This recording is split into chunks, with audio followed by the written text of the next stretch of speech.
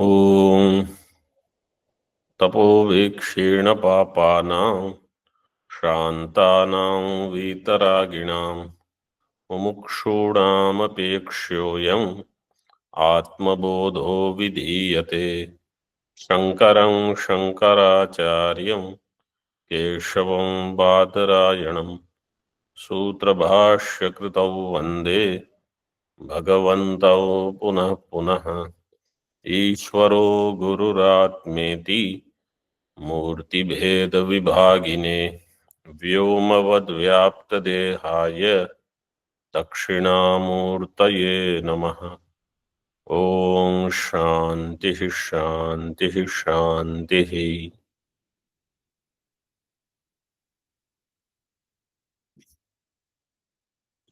आत्मबोध में हम 64 श्लोक तक देख चुके हैं। आगे देखिए टीका में, ननु सर्वगतम चेद ब्रह्म सर्वैः किन्न दृश्यते इति आशंक्य। आपने कहा ब्रह्म सर्वगत है, व्याप्त है, सभी जगह उपलब्ध है, देश काल में उसका बाद नहीं होता, तो सभी लोगों के द्वारा ब्रह्म का दर्शन क्यों नहीं होता? इति आशंक्य न चक्षुरादि भी ही गृह्यते। ये जो ब्रह्म है चक्षुरादि इंद्रियों के द्वारा, मन के द्वारा इसका ज्ञान नहीं होता है। जैसे साधारण विषय का ज्ञान होता है, इस प्रकार से आत्मा का ज्ञान अथवा ब्रह्म का ज्ञान नहीं होता। इसलिए ब्रह्म सभी के लिए दृश्य नहीं है। ये एक उत्तर है।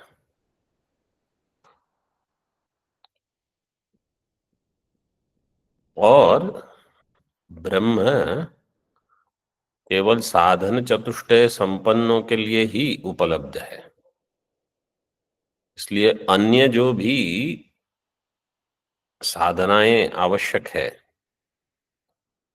वो जिन्होंने की है केवल उनके लिए ब्रह्म उपलब्ध है, सभी के लिए नहीं। श्लोक देखेंगे, सर्वगं सच्चिदात्मानं ज्ञानचक्षुर्निरीक्षते अज्ञानचक्षुर्नेक्षेत भास्वन्तं भानुमन्दवत्। सर्वगं सच्चिदात्मानं ज्ञानचक्षुर्निरीक्षते अज्ञानचक्षुर्नेक्षेत भास्वन्तं भानुमन्दवत्। ज्ञान चक्षु और अज्ञान चक्षु ये दोनों समस्त पद हैं। ज्ञानम चक्षुर यस्य सह ज्ञान चक्षु, अज्ञानम चक्षुर यस्य सह अज्ञान चक्षु। ज्ञान ही चक्षु है जिसका, वो व्यक्ति हो जाएगा ज्ञान चक्षु। ज्ञान के माध्यम से सर्वगम सच्चिदात्मानं ज्ञान चक्षु निरीक्षते, अज्ञान चक्षु सर्वगम सच्चिदात्मानं न ईक्षेत। यथा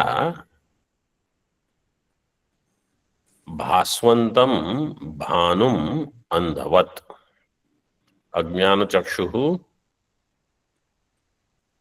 आत्मानं न ईक्षेत भास्वन्तं भानुमंधवत्।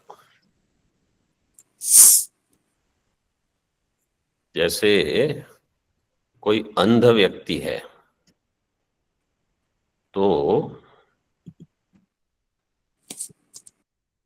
अंध व्यक्ति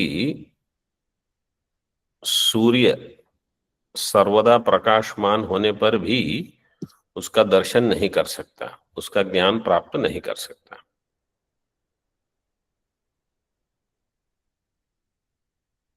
कैसा? भानु का अर्थ है सूर्य, भास्वंतम भानु, भासमान प्रकाशित सूर्य को अंधा व्यक्ति नहीं देख सकता।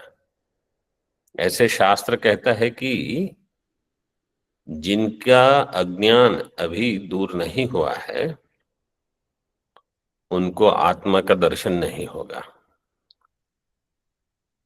मतलब जो अद्वैत वेदांत का प्रतिपादन है कि ब्रह्म मात्र है, अज्ञानियों को नहीं दिखेगा, अज्ञानियों को नहीं समझ में आएगा। ज्ञानी में हम दो विभाग कर सकते हैं, एक परोक्ष ज्ञानवान, एक अपरोक्ष ज्ञानवान। जो परोक्ष ज्ञानवान है उनको कभी कभी ये दर्शन होते रहेगा, क्योंकि शास्त्र के बल से, आचार्य के बल से उनका प्रयत्न ये है कि जो शास्त्र ने कहा है उसका दर्शन हमको हो।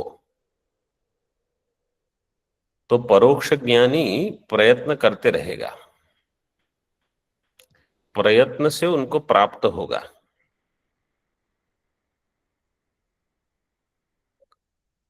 और अपरोक्ष ज्ञानी को तो स्वाभाविक रूप से प्राप्त होगा, क्योंकि अपरोक्ष ज्ञान का अर्थ ही यह है कि ब्रह्म सर्वदा उपलब्ध है स्वात्म रूप में। उनको वहां संघर्ष करने की आवश्यकता नहीं रहेगी।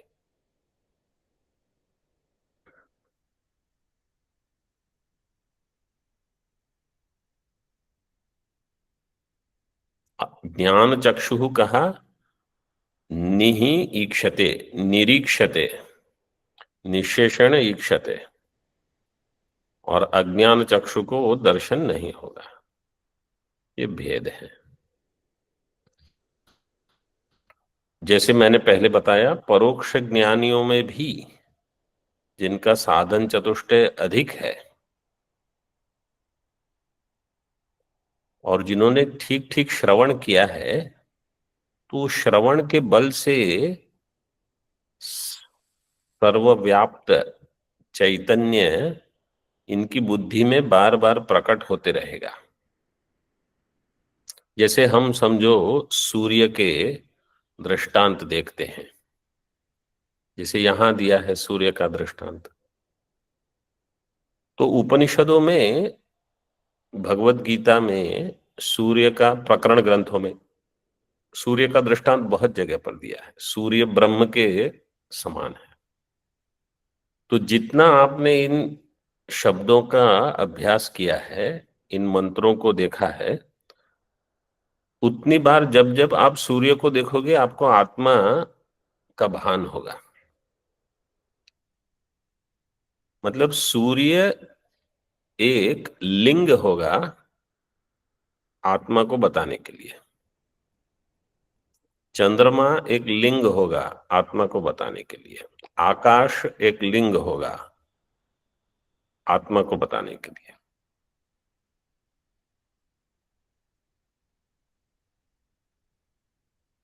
तो जितने उपनिषदों में अथवा शास्त्रों में दृष्टांत हैं, उन दृष्टांतों को अगर हमने ठीक ठीक सुना है, जाना है, तो वो हमारे लिए आत्मा का दर्शन कराने के लिए, आत्मा का चिंतन कराने के लिए प्रेरणा रूप हो जाएंगे, वो प्रेरक होंगे।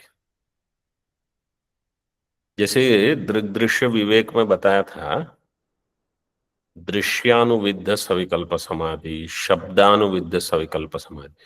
तो दृश्य से आपका ध्यान आत्मा की ओर जा सकता है, शब्द से हमारा ध्यान आत्मा की ओर जा सकता है। इसी प्रकार कोई दृष्टांत है, कोई वाक्य है, कोई निमित्त लेकर सर्वगम सच्चिदात्मानम ये होते रहेगा। परोक्ष ज्ञानवान के लिए भी प्रयत्न करने पर, और जितना हमारा अभ्यास अधिक होगा और जितना मन शांत होगा, उतना उपनिषद का ज्ञान हमारे जीवन में हम देख सकते हैं। अशांत मन वाले को अशांतस्य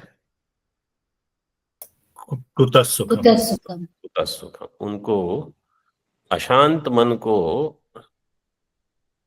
आत्मचिंतन, सुख है, ये सब नहीं होगा। बहुत आवश्यक है मन बिल्कुल शांत हो। तो ज्ञान चक्षु निरीक्षते, टीका में देखिए, अज्ञान चक्षु सर्वगतम अपि सच्चिदानंदम अद्वयम ब्रह्म न पश्यति।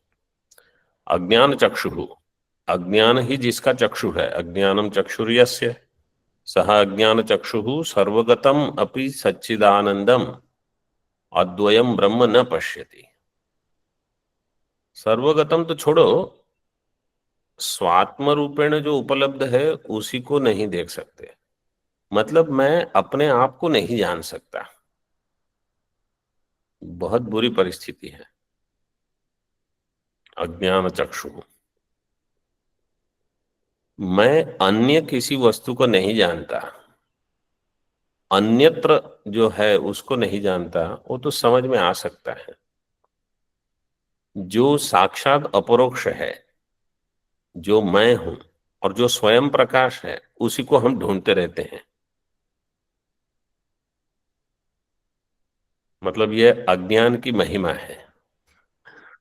अज्ञान की महिमा, कोई जब कहता है माया की महिमा, देखो माया की महिमा यही है, सब कुछ होते हुए भी कुछ नहीं है। और ज्ञान की महिमा है कि कुछ नहीं होते हुए भी सब कुछ है।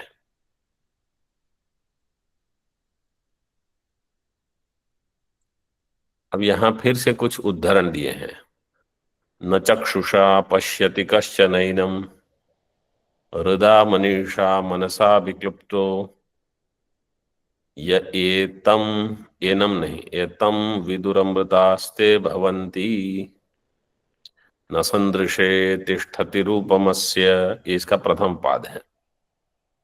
न संदृशे तिष्ठति रूपमस्य न चक्षुषा पश्यति कश्चनैनम हृदा मनीषा मनसा विक्लुप्तो य एतम विदुरमृतास्ते भवन्ति।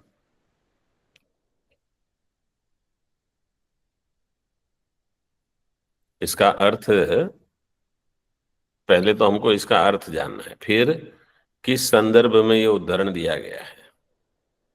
तो न चक्षुषा पश्यति कश्चनैनम, ये बताना चाहते हैं कि केवल चक्षु होने से ब्रह्म नहीं दिख जाएगा, अथवा अन्य इंद्रिय होने से ब्रह्म का भान नहीं होगा। न संदृशे तिष्ठति रूपमस्य, अस्य रूपम संदृशे न तिष्ठति। संदृशे का अर्थ है संदर्शन विषय में, सम्यक दर्शन विषय में इस ब्रह्म का रूप नहीं बैठेगा और चक्षु के द्वारा इसका दर्शन नहीं होगा। कश्चन, कोई भी इसको चक्षु के द्वारा नहीं देख सकता। कैसे दर्शन होगा? हृदा मनीषा मनसा, तृतीया में है तीनों। हृदा मनीषा का अर्थ है बुद्धि के द्वारा। कैसी बुद्धि है? बुद्धि जो संकल्प विकल्पात्मक नहीं है, ऐसे मन के द्वारा। हृदा मनीषा मनसा, इसमें भाष्य में भगवान भाष्यकार ने ऐसे कहा है कि जो नियंत्रण करने वाली बुद्धि है, मनीट इसका नाम है, मनीट, तया मनसा, हृदा मनीषा मनसा, जो मनन कर रहे हैं और बुद्धि बिल्कुल आत्मा को छोड़ के और कहीं उसको जाना नहीं है, उनको ज्ञान हो जाएगा।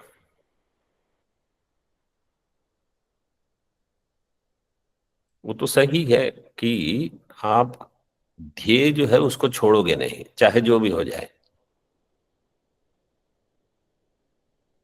वो अमृतत्व की प्राप्ति उनको हो जाएगी।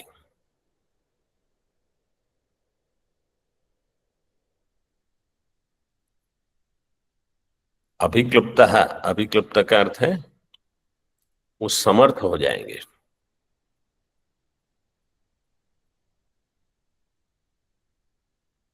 ये विदुहु ते अमृताः भवन्ति। मतलब हमको लगे रहना है आत्मा के दर्शन के लिए, आत्मा का ज्ञान स्पष्ट हो जाए इसके लिए। आत्मा का ज्ञान स्पष्ट क्या है कि जो शास्त्र में बताया है वो मेरा अपना ज्ञान हो जाए।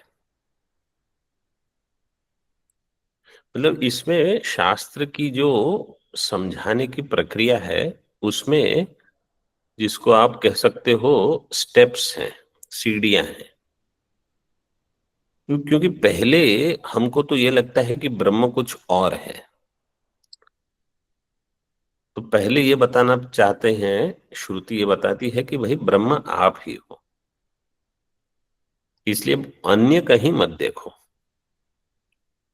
तो अगर मैं ही हूं तो फिर क्यों ज्ञान नहीं हो रहा, ऐसा क्यों नहीं लग रहा?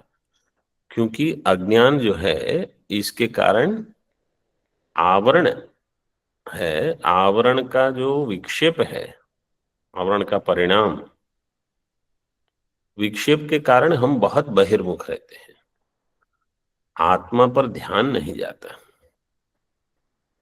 तो इसलिए अब प्रक्रिया, पहले तो मैं आत्मा हूं ये जान करके फिर उस आत्मा की ओर मेरा ध्यान जाए। और जो साधु जीवन जीते हैं, सन्यास वगैरह लेकर जीते हैं, सर्व कर्म छोड़ के इसी में लगे रहे हैं, उनको तो बहुत सत्व प्राप्त हो सकता है।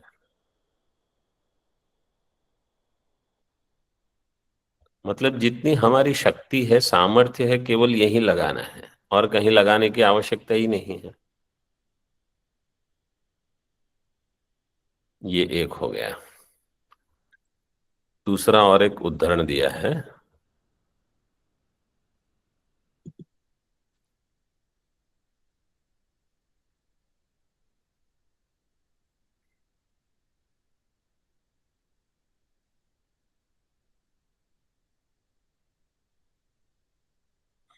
चक्षुषा में वो तो हो गया, हाँ।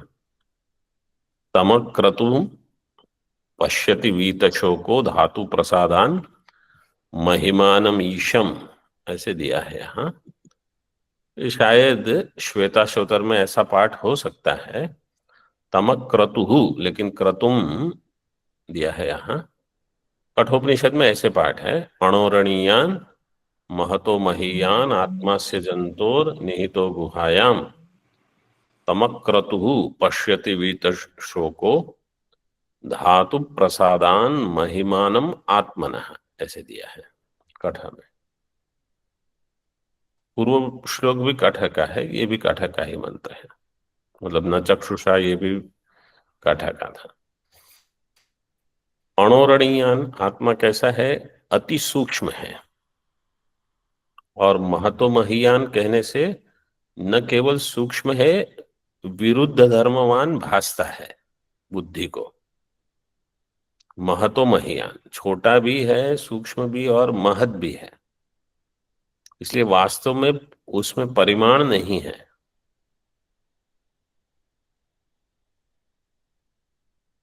अस्य जंतो हो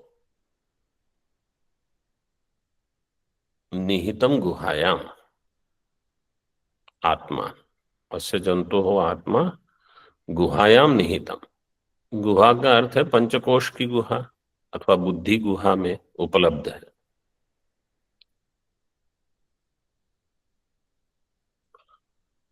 उस आत्मा का दर्शन सभी के लिए सरल नहीं है, इसलिए कहा अक्रतुः पश्यति। यहां दिया है अक्रतुम पश्यति, अक्रतुः, तमक्रतुः पश्यति वीतशोकः।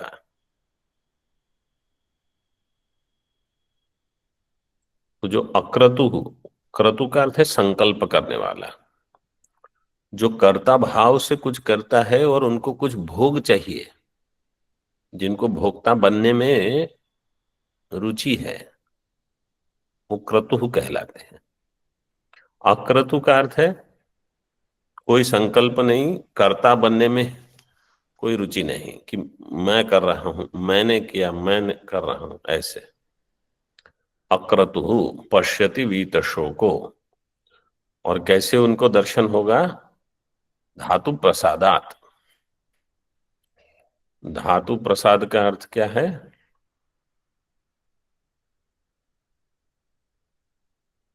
किसी को याद है? Controlling of sense organ.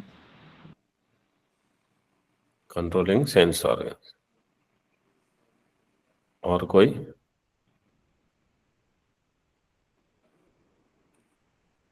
आत्मा के ही प्रसाद। कैसे? ये अर्थ कैसे पता है आपको? हाँ, धातु प्रसाद का एक अर्थ तो सप्त धातु लेकर कि जो हमारी शरीर में धातु है उनका प्रसाद, मतलब सभी इंद्रियां, प्राण, अंतःकरण, ये सबका प्रसाद हो, ये तो एक अर्थ है। दूसरा अर्थ क्या है? समाधित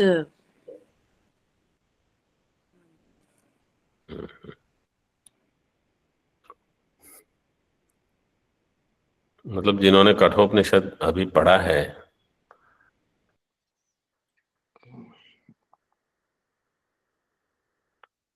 मतलब बिना देखे आपको बताना है, हाँ, इधर उधर सब देख के मत बताना। देख के भी शायद पता नहीं।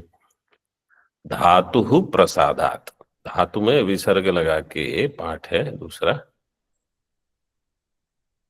धातु प्रसादात, धाता के प्रसाद से, धाता है ईश्वर, ईश्वर के प्रसाद से। भक्ति की महिमा भी यहाँ गाई है। भक्ति मतलब ऐसी भक्ति हो कि आप भगवान को छोड़ के और किसी को प्रेम ना करो, ऐसी भक्ति हो। और बाकी किसी को तो हम कुछ भी बता सकते हैं, कर सकते हैं, भगवान के सामने तो कुछ विरुद्ध प्रदर्शन नहीं कर सकते। उनके प्रसाद से हो जाएगा। मतलब अर्थ यह है कि जब अगर भगवान देखते हैं कि ये वास्तव में मेरे पास आना चाहता है ये भक्त, तो जो विघ्न है वो परमात्मा दूर कर सकते हैं, जो हो जाएगा धातु प्रसाद। और अगर हम वास्तव में परमात्मा को नहीं चाहते और कुछ इधर उधर जाते रहते हैं, तो भगवान कहेंगे थोड़ा और वैराग्य, केवल एक चीज अधिक चाहिए, क्या? वैराग्य। थोड़ा और दुखी हो जाओ, थोड़ी और पिटाई हो जाए तुम्हारी इस दुनिया में, तो वैराग्य अपने आप बढ़ जाएगा। धातु प्रसादान महिमानम आत्मनः, आत्मनः महिमानम पश्यति तदा वीतशोको भवति, ऐसे इसका अन्वय होगा। जब आत्मा की महिमा का भान होगा उसको। आत्मा की महिमा क्या है? कि वो निर्गुण है, निर्विकार है, निराकार है, जगत का अधिष्ठान है, ये है आत्मा। असंग है, स्वयं प्रकाश है। तो आत्मा की महिमा को जानकर उसका फल है वीतशोक है। तो यहां सब दे दिया है इस मंत्र में। फल दे दिया है, साधना का फल क्या है, और साधना क्या है वो भी बता दिया। आत्मा का स्वरूप क्या है वो भी बता दिया, अणोरणीयान महतो महीयान इत्यादि। तत्र दृष्टान्तम आह प्रकाशमानम अपि। भास्वंतम, भास्वंतम का अर्थ है प्रकाशमानम। प्रकाशमान होने पर भी भानु, भानुम सूर्यो सूर्यम अंधो न पश्यति तद्वत्। अंधा व्यक्ति चमकती हुई चीज को भी नहीं जानता। वास्तविकता तो यह है कि अंधे व्यक्ति को अंधकार का भी भान कैसे हो सकता है। जिसने, अगर कोई जन्मांध है, अगर प्रकाश नहीं देखा है तो आप अंधकार का भी वर्णन नहीं कर सकते।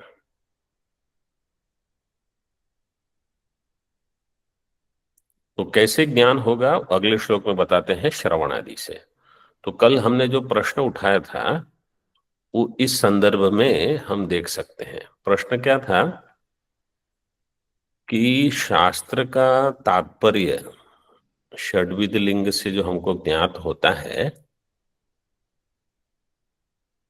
यह तात्पर्य शब्द शक्ति के ज्ञान के पश्चात होता है या शब्द शक्ति के ज्ञान के पहले।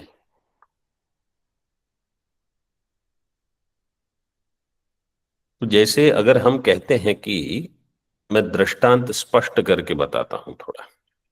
जैसे हम कहेंगे उपक्रम है एकमेव अद्वितीयम, उपसंहार होगा तत्सत्यम स आत्मा तत्वमसि श्वेत केतु।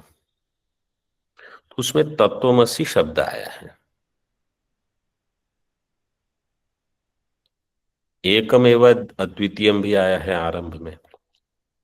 तो एकमेव अद्वितीयम सजातीय विजातीय स्वगत तीनों भेद को हटा के करना है कि केवल सजातीय विजातीय भेद को हटाकर स्वगत भेद रखकर प्रतिपादन करना है, जैसे विशिष्ट अद्वैत वाले ने किया है।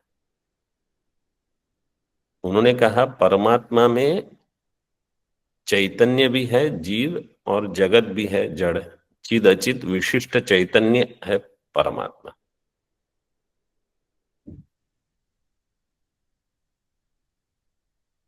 और उनको भी कोई ना कोई श्रुतियां मिल ही जाएगी।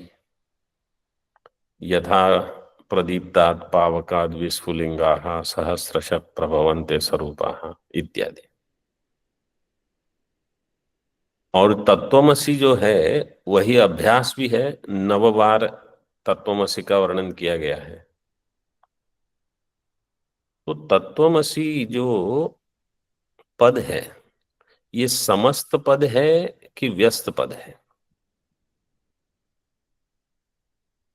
अगर हम तत्वमसि को व्यस्त पद लेते हैं तो इसका अर्थ है कि हम तत् और त्वम को समान जान चाहते हैं। और अगर हम तत्वमसि को समस्त पद लेते हैं, समस्त पद का अर्थ है समास के साथ, तस्य त्वमसि, तस्मात् त्वमसि, तेन त्वमसि, तस्मै त्वमसि, तस्मिन् त्वमसि, ऐसे कोई अर्थ अगर हम देते हैं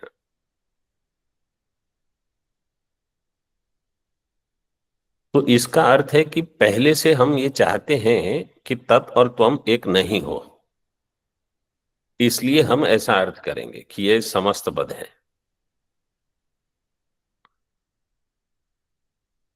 समझ में आया प्रश्न आप लोगों को?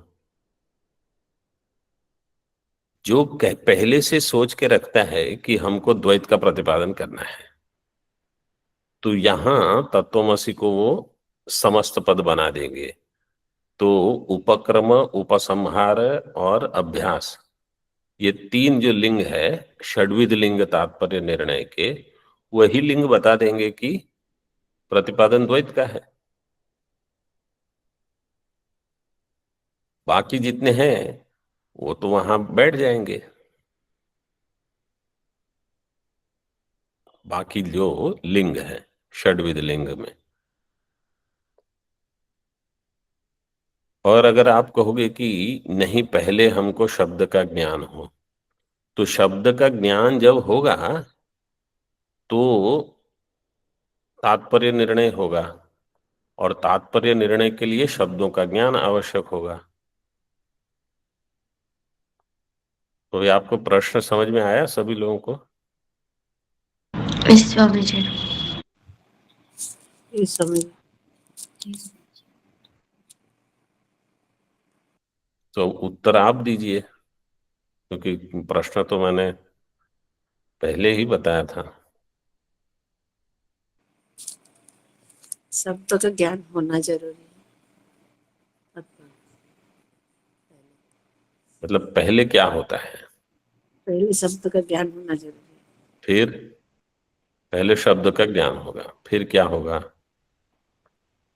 तात्पर्य निर्णय होगा। मतलब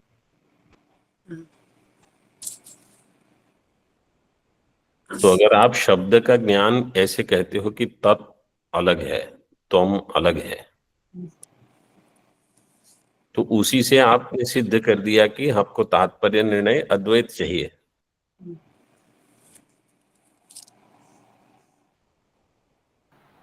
और अगर आप कहोगे कि नहीं, हमको तत्वम साथ में चाहिए, समस्त पद चाहिए, क्यों? क्योंकि हमको अंत में प्रतिपादन ये करना है कि दोनों एक नहीं है। तो ये प्रश्न होगा। अब और किसी को पता नहीं, कुछ चिंतन किसी ने किया है कि नहीं इस पर, लेकिन ये प्रौढ़ विषय है। ये ऐसा चिंतन वगैरह आरंभ के ग्रंथ वगैरह में नहीं होते, वो तो आप जानते ही हैं। तो सामान्यतः शब्द का ज्ञान तो आवश्यक है, क्योंकि उसके बिना तो आपको विकल्प ही नहीं होगा। सामान्य शब्द का ज्ञान लेकर आप पहले साधारण ज्ञान प्राप्त करोगे सारे मंत्रों का। फिर जब तात्पर्य निर्णय करना आरंभ करोगे, तब आपको देखना होगा कि हर एक पद का अर्थ क्या है। और वहां अगर हमको लग रहा है कि ये अद्वैत का प्रतिपादन कर रहे हैं, तो उसको हमको ठीक तरह देखना पड़ेगा कि ये अद्वैत है कि नहीं प्रतिपादित। और अगर वो द्वैत का प्रतिपादन कर रहा है, तो हमको उसको भी ठीक ठीक देखना पड़ेगा कि वास्तव में द्वैत का प्रतिपादन है कि नहीं।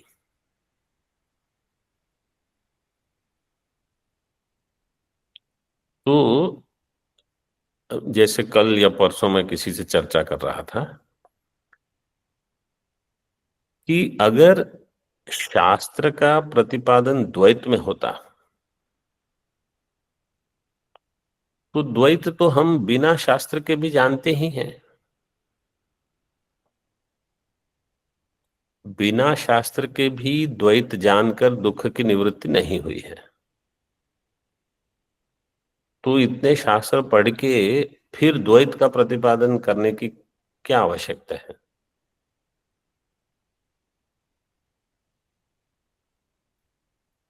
और आनंद की अनुभूति तभी होती है जब अद्वैत हो, जैसे सुषुप्ति में।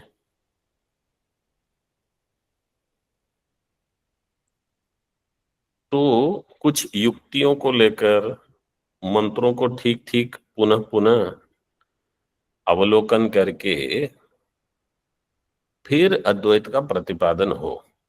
जैसे नेह नानास्ति किंचन मृत्योस मृत्युम पश्यति य इह नानेव मृत्योस मृत्युम गच्छति य इह नानेव पश्यति। इस प्रकार के मंत्रों को देखकर फिर प्रतिपादन होगा कि यहां द्वैत संभव नहीं है।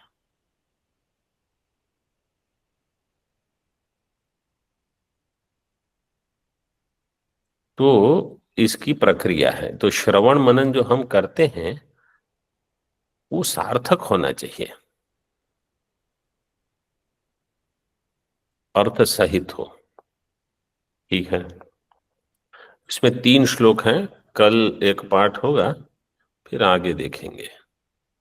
ओम पूर्णमदः पूर्णमिदं पूर्णात् पूर्णमुदच्यते पूर्णस्य पूर्णमादाय पूर्णमेवावशिष्यते।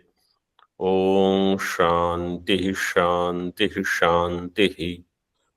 शंकरं शंकराचार्यं केशवं बादरायण सूत्रभाष्यकृतौ वन्दे भगवन्तौ पुनः पुनः। ईश्वरो गुरुरात्मेति मूर्तिभेदविभागिने व्योमवद्व्याप्तदेहाय दक्षिणामूर्तये नमः। ओम शांति शांति शांति।